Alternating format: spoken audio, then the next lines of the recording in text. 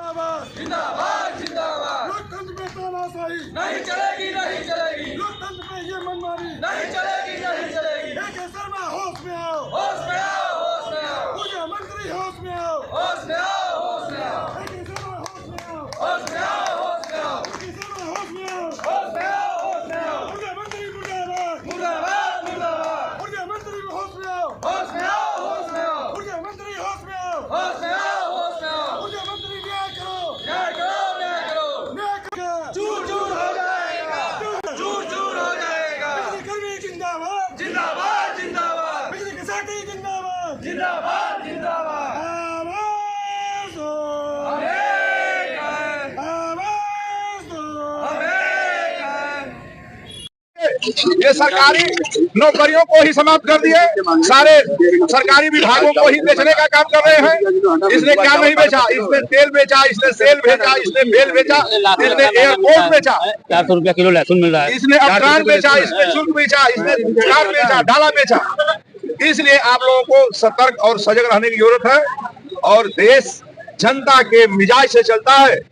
यदि जनता चाहेगी तो हुजूर कुर्सी पर रहेंगे, और जनता नहीं चाहेगी तो हुजूर कुर्सी पर नहीं रहेंगे। तो इस सरकार से आप लोग खुश हैं तो इस सरकार को बनाए रखिए। यदि इस सरकार से आप लोग नाखुश हैं, उसके कर्मों से नाखुश हैं, तो इसको हटाना चाहिए। पहला संदेश मेरा है। मैं अपने विभाग की अब बात करूंगा।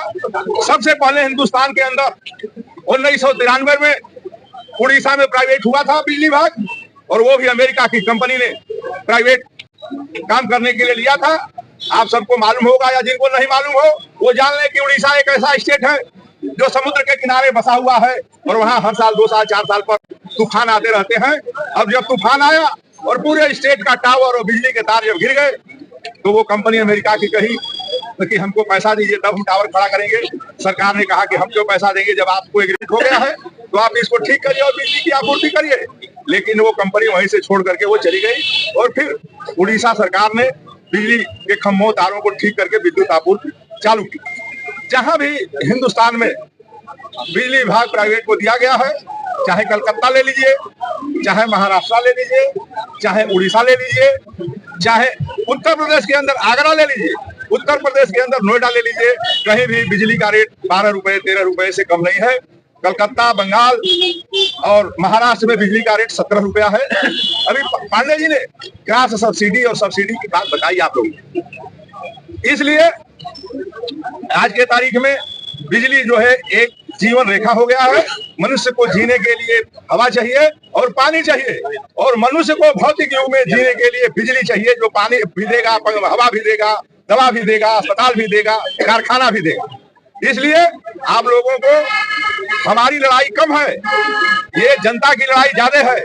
जनता की बिजली जब 15 रुपए 17 रुपए हो जाएगी तो आप क्या करेंगे? कुछ नहीं करेंगे। आज के तारीख में ये सरकार बिल्कुल सामंतवादी तरीके से, जब अंग्रेज थे तो क्या होता था, वो जमींदार बनाता था, वो लठबाजों को रखता था, और वो से पैसा वसूल करके वो अंग्रेजों को देता था, और अंग्रेज की महारानी यहाँ से पैसा लेकर के इंग्लैंड भेजती थी। वैसे ही ये सरकार उपभोक्ताओं का पैसा लेकर के, कस्टमर का पैसा लेकर के, अभी किसी वक्ता ने बोला कि 400 रुपए का सिलेंडर 1200 में, 50-60 रुपए का पेट्रोल 100 रुपए में, 48 रुपए का डीजल 100 रुपए में। इसके पहले इन्हीं पार्टी के लोग बाबा रामदेव नहीं, वो कामदेव है, अरविंद केजरीवाल, सुषमा स्वराज, ये लोग कहते थे कि डॉलर सस्ता कर देंगे। यही माननीय नरेंद्र मोदी जी कहते थे कि महंगाई पर मनमोहन सिंह मौन नहीं बोलते हैं। आज माननीय नरेंद्र मोदी जी हमारे प्रधानमंत्री है, महंगाई पर मौन उनको नहीं आता है। चीन हमारे देश का 4000 वर्ग किलोमीटर कब्जा कर लिया है। चीन का चीज शब्द उनके नाम से, उनके मुंह से नहीं निकलता है। मित्रों, ये इतनी बेईमान सरकार है जिसकी वर्णन करने के लिए मुझे 5 घंटा बोलना पड़ेगा। 2-3 बातें आपको मैं बता दूं। इन्होंने कारपोरेट घराने का 16 लाख करोड़ रुपया, कितना? उसकी गलती करते करते आप भूल जाएंगे कि 16 लाख करोड़ कितना होता है।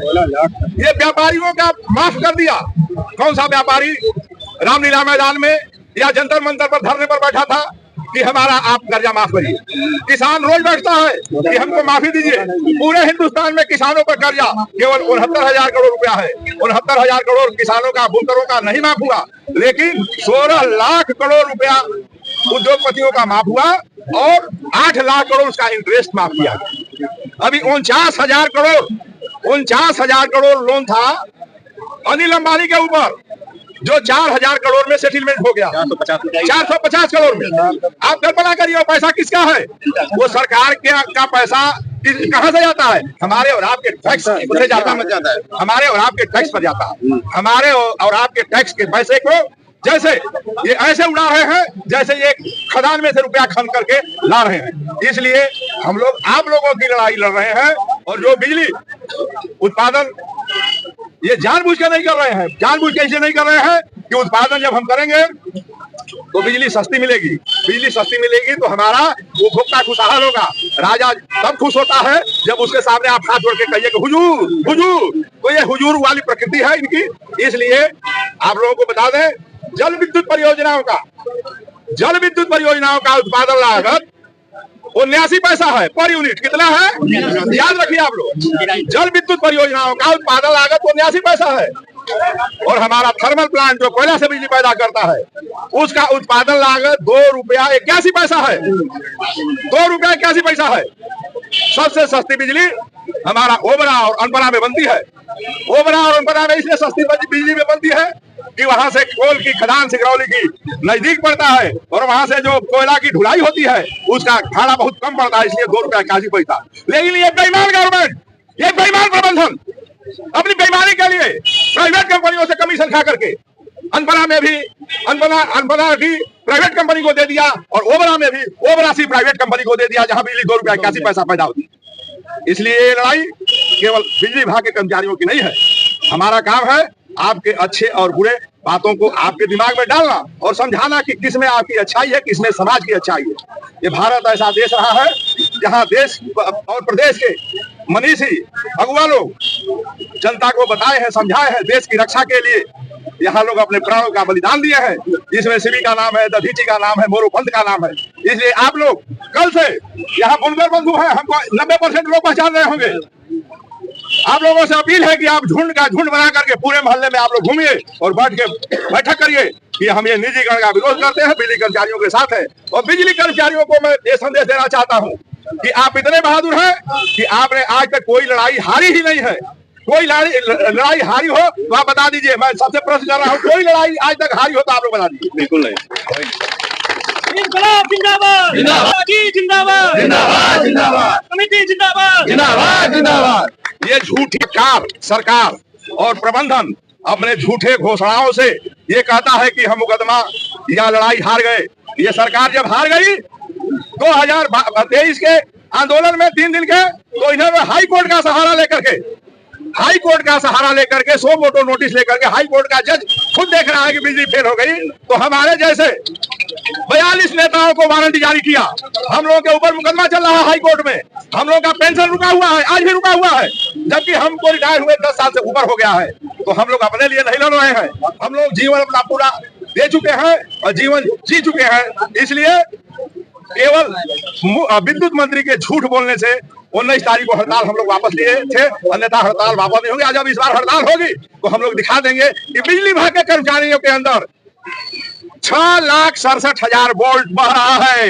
वहां से आपको 3 मीटर दूर से ही जला के भस्म कर देगा। एक उल्टी गिनती शुरू हो गई है। कुंभ बीतते ही AK शर्मा चले जाएंगे विभाग से और नया MD रहेगा।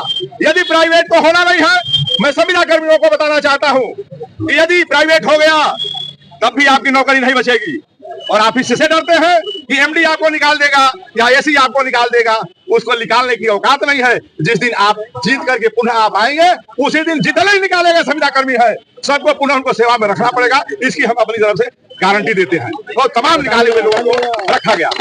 इसी के साथ मैं अपनी बात समाप्त करते हुए एक आवाज में लगाऊंगा जिसमें कर्मचारी, पत्रकार, हमारे उपभोक्ता सब लोग आवाज देंगे।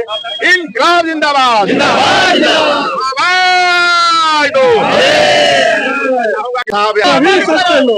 ये बात करके सब लोग बोलिए।